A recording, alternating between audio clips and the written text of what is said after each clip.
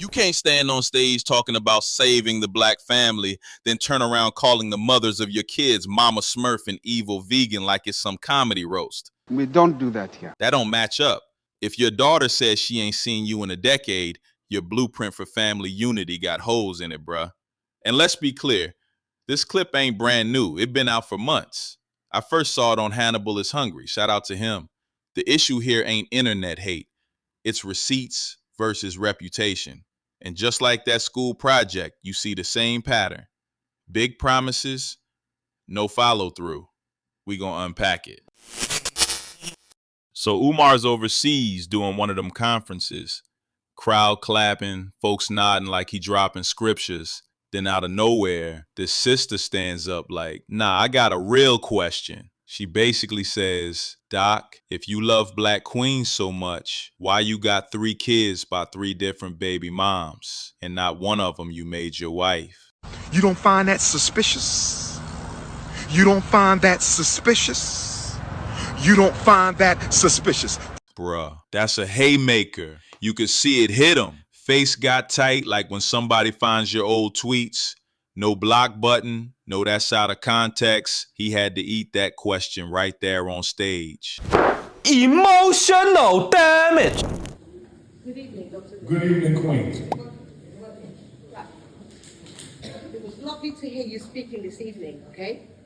And I just want to say to you, amongst this whole room, there's a generation of us that are secondary generations who are parents that came to Britain to build up this country, okay? I've heard everything you had to say this evening. Now, on top of all of that, all of us are sitting here, we have all got children ourselves. You targeted one thing for me this evening is, the speech that you're making this evening is well and good doing it to us, but it's the children after us that need to be hearing this, because I'm going to be dying and my next generation is my children and everybody else's children in this room, who at the end of the day is not hearing this preaching. Now, I'm going to say one thing to you, yeah? I told my son, my youngest, he's 27 years old, he was raised appropriately, he works, he has a profession, okay? I told him, I'm coming to Birmingham to see you. He said, oh, I said, I'm going to see Umar Johnson. He went, no, Mum, you're going to see Dr. Umar. And I said, that was great. Then I told him how I watched you the other day on WhatsApp about your honey bunnies, no white bunny, chocolate bunny, which color bunny, and you was promoting all our black sisters. Do you know what my son said to me? He said, Mum, I understand all that. But and I'm just going to quote what my 27-year-old said to me, who actually knows about you. Well, I don't know what he knows, but what he said was, Mum, why is it if he's talking about representing the black sisters and the black sisters, our brothers need to know who we are and be dating the black sisters in the community or go and find them in every other race. He said, why is it that Dr. Umar has 3, please let me just say this, right? Why does he have 3 children with 3 baby mothers? And if they're all black queens, why has he not taken one of those queens and made them his absolute queen and showed the black brothers that no matter what children you have, one of your mothers should be your permanent wife? That's what my son said to me. And see, this ain't just some random shade. It cuts straight to the core of his whole brand. You out here telling black men to honor their queens, build strong families, lead the community, but your own house looking shaky? Come on now. Hey, bro, come on now, dog. Come on, man. That moment, that's when the crowd low-key started looking at him different. Like, hold up, you gonna tell us how to run our families, but yours sound like it's on Maury reruns. So what does Umar do? He slides straight into lawyer mode. He's like, well, my oldest is 22, so no need to marry her mom. My other daughter's grown too. Really, it's only one mother I'd even need to marry. My disappointment is immeasurable, and my day is ruined. Bruh, that's not an answer. That's a technicality. He ain't say why he didn't lock in with any of them. He ain't say how the family dynamic works. He just danced around it. Like, oh, the mission comes first. My queen has to support the school. Translation, I'm not going to explain the mess, so let me wrap it in Pan-African poetry. And you could tell the room wasn't fully buying it. Folks clapped out of respect, but the energy shifted. Because if you really had it all figured out, you wouldn't need to talk in circles. You just say the truth and stand on it. That's powerful. I got a question. When? Can I just say, I did say to my son, no, but listen, Dr. Umar, I did say to my son, when you are in the media, people will find a way to discredit you. So please don't listen to everything that you hear. But sometimes there's no smoke without fire. So I had to just say to him, I do not know about what you're talking about, and what he hears, he does not know it's a guaranteed fact neither. But I was just about to bring that to you. Okay? Thank you. And it's a good question. Right. And my answer would simply be that my oldest daughter is 22 years old. There's no need to marry her mother, and there's reasons why I didn't marry her mother. And my 13-year-old princess is the only juvenile child that I have. My oldest is grown now. So it's really only one whose mother I would need to marry. And I'm not going to go into why. Just know that my mission dictates that whoever I marry can be a support to my brother. I can't. It gotta be a support to the And I'm going to get married because I can't have a school without my queens. Now here's where it gets heavy. On stage, Umar's the Save the Black Family guy. Loud voice, dashiki sweating, people nodding like he cracked the code. But his own daughter, she went online and said straight up, I ain't seen my dad since I was 9. It's been over a decade, bruh. Let that sink in. She said when she finally reached out, he ain't talk about reconnecting. He complained about her talking bad about him online. So the internet narrative mattered more than being a dad. That's wild. And this is where the contradiction screams. You're on podcasts telling men how to raise their kids, but your own child saying you ghosted. It's easy to talk unity to strangers in a crowd. It's harder to answer your daughter when she just wants her father. He's not. He's not. He's not. He's not. He's not. He's not. He's not. Umar got my number from when I was texting him when that whole situation happened. Umar is not trying to help me at all. Matter of fact, I don't even have that number. He know my Instagram. He can DM me. He hasn't done that. Why? Because he don't give 2 fucks about me. And instead of telling the internet, I don't give 2 fucks about my daughter, he rather get on here and lie and pretend like he's trying to help me out. He's not. He's not. Even if Umar offered me a place to stay, I wouldn't be staying with him. If he helped me get an apartment, that's something different. I would never stay with him. I would feel, that would just make me feel uncomfortable. If Umar wanted to help me, Umar can DM me. Everybody know me as Nisa the Goat. Nisa the Goat, Nisa the Goat, Nisa the Goat. You type in Nisa the Goat, I come right up. You can find me. You go on TikTok and search up Dr. Umar's daughter. You can find me. There's tons of videos. He is not trying to help me. So when y'all get on here and y'all say these things, it frustrates me because he's not trying to help me. He has 1.1 million followers. He's doing this for his image. I don't know how much money that man got. I don't give 2 fucks. He's not trying to help me. And if he was, y'all know, I would post about it. I would let y'all know so y'all can see another side of him. But that's not true. He's not trying to help me. And I would really like if people would stop running off with the narrative like he's trying to help me, because he's not. Thank you. And this is where Umar gets petty. Instead of showing his daughters their moms deserve respect, he went live calling them nicknames like Mama Smurf and Evil Vegan. Like, bruh, that's not uplifting. That's clowning. He even claimed one of them trapped him, said she stopped taking birth control on purpose. Then with the other, he pulled the same card. She wanted a shotgun marriage. I wouldn't do it, so she turned bitter. I love my child, let me say that. I love my child, let me say that. I love my child, let me say that. I pray to God she's safe. I pray to God she's healthy.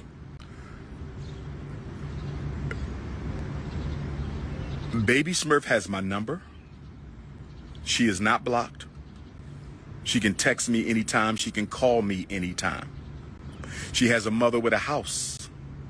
I have a cousin of mine who invited her to come and stay with her. Baby Smurf don't want a place to stay. Baby Smurf has places to stay. And I pray my daughter is well. I pray she's well. But I need y'all to understand something. If she want her father's help, she can have her father's help. If she want her mother's help, I think she can have her mother's help. I've had relatives reach out to her. She don't want to be helped. She loves the attention that she gets on the struggle streams. She's called me out my name. She's disrespected me, but she's still my child. She's not honest about a lot of things. She knows why I wasn't there. She knows her mother kept me out of her life, so she's very dishonest. She told somebody on an interview this morning or yesterday that I wasn't there when she was born. Complete lie. I'm the first person to hold her after the white doctor. Complete lie. I'm the first person to hold her after the white doctor. I had her more than her mother had her first 5 years of her life. But if she wants to lie, she can keep on lying. I understand her loyalty is to her mother. And because her loyalty is to her mother, she's going to keep on lying. But that's not the point. I just want all y'all to know that if my daughter ever reaches out to me, I'm here for her. So what you see her doing is all intentional. It's strategic. She's very intelligent. She knows exactly what she's doing. And I think she knows. And I pray my baby is safe. But I think she knows that if she gets help, she can't act crazy on the internet no more. Because guess what? My help is going to come with conditions. You're going to get your ass somewhere and sit down. Read a book. Get off the damn internet for a minute. Let's get you enrolled in some classes at the Community College of Philadelphia. Let's get you enrolled in some classes at the Community College of Philadelphia. Let's get you enrolled in some classes at the Community College of Philadelphia. Let's get you at the Thaddeus Stevens College of Technology. You want to do some plumbing, some architect, some auto mechanic. Let's find you a summer job. Can we start with a summer job? I will help my daughter. So let me say this about the baby mama drama. There is a silver lining in this Mama Smurf, Baby Smurf scandal. There's a little piece of silver lining in this Mama Smurf, Baby Smurf scandal. So I done already sent the message to baby mama number 2, Miss Vegan. Baby mama number 2, Miss Vegan. Baby mama number 2, Miss Vegan. You have 2 weeks to produce my child, who you've been keeping from me while I've been paying child support. Just like baby mom number 1. It's deja vu. It's deja vu. Collecting my child support, denying me my child. Collecting my child support, denying me my child. You gonna rot in hell for this shit. You gonna rot in hell, and I hope you do. You gonna rot in hell with all the demons. You gonna be burning in hell. I told your mother I'm going to need a paternity test. Notice the pattern? It's always the woman's fault. They trap me. They bitter. They block me. At some point, you gotta ask, is it really all of them or is it you? And that's the disconnect. Umar calls women queens on stage, but the ones raising his kids, they get reduced to punchlines and accusations. That's not Pan-African unity. That's messy baby daddy energy dressed up in kente cloth. Embarrassing. See, this is the part that stings the most. On the mic, Umar preaches accountability like it's gospel, telling brothers to honor their families, discipline their kids, build strong homes. But when it comes to his own situation, accountability disappears. His daughter says he ghosted her. The mothers say he lied and manipulated. And him, he just points fingers. Bitter moms, ungrateful kids, jealous haters. That's not accountability. That's dodgeball. It's easy to clap for the speech, but the receipts don't line up. If you're really about family unity, it should start at your dinner table, not just on stage with a mic in your hand.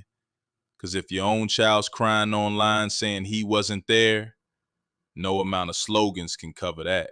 And here's where the deja vu hits. With the school, it's always somebody else's fault. The government blocked me. Haters vandalized the property. The bank froze my account. With the family, same script. The mother's bitter, the daughter ungrateful. They kept the kids from me. Different arenas, same excuses. People been donating money for over a decade, expecting classrooms, textbooks, something. Instead, they get boarded up buildings and another PayPal link. And his daughter, she expected a father who shows up. Instead, she got nicknames and live stream rants. That's the pattern. Whether it's family or FDMG, the story always circles back to the same place. Umar as the victim, everybody else as the villain. But if the school's still locked up and your daughter saying you ain't been around in a decade, maybe the common denominator ain't the haters. Maybe it's you. And when it comes to co-parenting, Umar don't make it look like teamwork. He went live talking about how one baby mom needed a paternity test, how another was going to rot in hell for keeping his kid away, and even threatened to put her secrets out if she didn't let him see his child. Bruh, that's not fatherhood. That's a hostage negotiation. Real co-parenting is, let's figure this out for the child. His version sounds more like, do what I say or I'll drag you online. And again, the contradiction is loud. The man who tells brothers to uplift queens, calling his own kids' mothers out their names in their private drama for likes. That don't strengthen the black family. That just makes the kids grow up with more resentment. Now, before we throw Umar completely under the bus, I gotta say this too.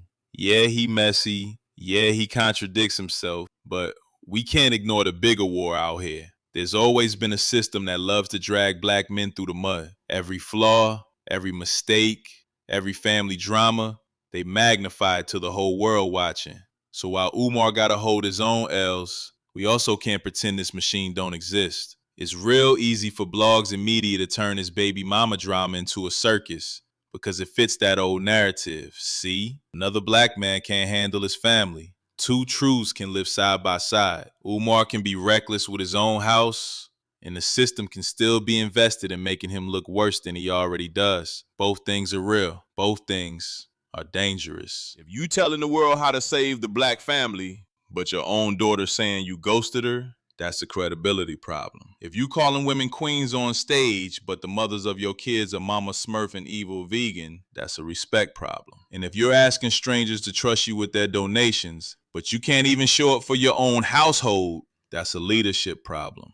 People don't just listen to words, they watch receipts. And right now, Umar's receipts got red flags all over them. At the end of the day, if you can't run your house, why should anybody trust you to run a school or a movement or a whole community? All right, so let's break this down clean. What we know. Umar's daughter said she hasn't seen him since she was 9. He gave those moms nicknames on live and blasted them publicly. The FDMG school still ain't open after more than a decade of donations. The full details behind every custody battle, whether the moms kept the kids away out of spite or if Umar really wasn't showing up. How much of this is raw truth? And how much is family pain getting aired in the ugliest way possible? And that's the danger. Once this stuff hits the internet, it ain't about healing no more. It's about narratives. Each side trying to look like the victim. Each side trying to control the story. But the receipts we do have, they already paint a picture that don't match the brand Umar built. And that's why people feel betrayed. Look, this ain't just about Umar. This is about the weight of leadership in our community and how fragile trust really is. When you step on a stage and ask people to believe in you, to fund your mission, to follow your vision, you're carrying more than your own name. You're carrying the hopes of people who already feel like the system failed them. That's a heavy responsibility. So when the receipts don't line up, when the daughter says she hasn't seen you in a decade, when the school's still boarded up, when the mothers of your children are being mocked instead of respected, it's not just personal drama, it's credibility on trial. And here's the hard truth. Leadership starts at home.